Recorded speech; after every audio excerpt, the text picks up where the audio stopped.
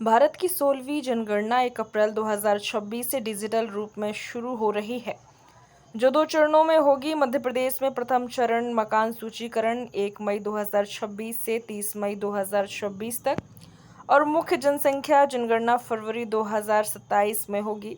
इसमें mobile app portal द्वारा self enumeration स्वगणना का विकल्प मिलेगा। पूरी जानकारी भी हम आपको देंगे, पर रुकेंगे एक ब्रेक के लिए।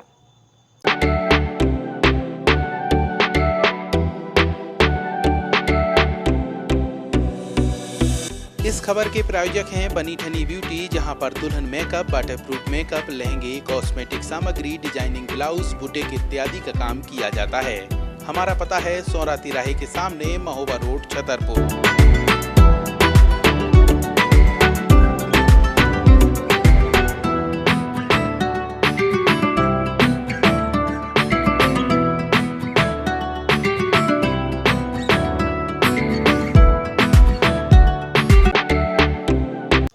हम आपको बता दें कि छतरपुर में जनगणना 2027 प्रथम चरण में हाउस लिस्टिंग 1 मई 2026 से 30 मई 2026 तक चलने वाली है। इसमें मकानों की स्थिति, सुविधाओं और परिवारों के सदस्यों की जानकारी लगभग 33 सवाल के माध्यम से जुटाई जाएगी और द्वितीय चरण जनसंख्या गणना फरवरी 2027 में आयोजित की जाएगी। जनगणना के लिए 1 मार्च 2027 की मध्य रात्रि को संदर्भ तिथि माना गया है। डिजिटल जनगणना पहली बार जनगणना पूरी तरीके से डिजिटल होगी, जिसमें डेटा कलेक्शन के लिए मोबाइल ऐप का उपयोग किया जाएगा। स्वगणना लोक पोर्टल के माध्यम से अपनी जानकारी खुद भी भर सकेंगे और इस जनगणना में आज़ादी के बाद पहली बार जाति का डाटा भी जुटाया जाएगा। जिले में 3 दिवसीय प्रशिक्षण फील्ड ऑफिसर को मिल रहा है।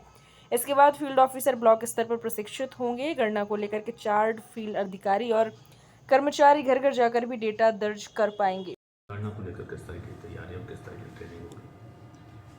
आगामी जो गणना है उसको लेकर के चार्ज अधिकारियों और प्रगणकों की नियुक्ति की जा चुकी है और इसमें मुख्य बात यह है कि जितने भी प्रशिक्षण हैं वो फील्ड ऑफिसर तक के भी संचालित हो रहे हैं और जो हमारे फील्ड ट्रेनर हैं ये आगे जा कर के जो हमारे एन्यूमरेटर हैं, जो वास्तविक रूप में जो ब्लॉक बनाए जा रहे हैं जनगणना हेतु, उनमें जाके जनगणना करेंगे। अगले चरण में उनकी ट्रेनिंग आयोजित की जाएगी अप्रैल माह में। 22 तारीख तक ट्रेनिंग पूरी करने के लक्ष्य हैं और उसके उपरांत 1 मई से संपूर्ण ज़िले के जो हाउसिंग ब्लॉक्स बनेंगे उनमें जनगणना घर घर जाकर के की जाएगी। इस बार एक नया विकल्प भी दिया गया है कि कोई व्यक्ति यदि चाहता है तो अपना स्वयं गणना का फॉर्म ऑनलाइन माध्यम से भर सकता है और हमारा जो दल है वो ऐसे प्राप्त समस्त फार्मों की जांच करके उनको वेरीफाई करेगा। अगर उसमें किसी प्रकार की कोई त्रुटि है तो उसको रेक्टिफाई कराएगा। सर, कोई मुख्य डॉक्यूमेंट अनिवार्य रहेगा? इसमें अलग अलग तरह की प्रश्नोत्तरी हैं। पहले चरण में हाउस से रिलेटेड गणना की जा रही है और दूसरे चरण में व्यक्तियों से संबंधित गणना होगी। तो इसमें यही सारी चीज़ें देखी जाएंगी कि मकान पक्का है, कच्चा है, छत कैसी है, ये सारी गणनाएं, घर में कितने कमरे हैं। पहले चरण में यही गणना है और दूसरे चरण में अन्य प्रकार से गणना होगी।